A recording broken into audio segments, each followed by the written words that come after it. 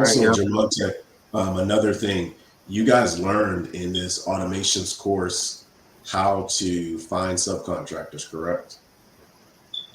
Right? Yes. Right. How We to bring can. in subcontractors. Subcontractors aren't just your cleaning. In your kind of being out and about and meeting people and networking. Hey, what do? You have a cleaning company, you have a window cleaning company, you have a landscape company. Keep all of that.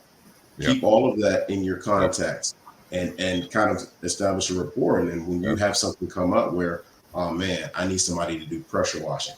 I know 3 Yep. pressure washers. I'm gonna reach out to them. Hey, what would Yep. you charge for this? Right.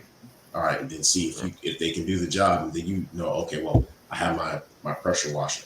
Now I need somebody for windows. Hey, I know 4 people that do windows. And you just Right. keep those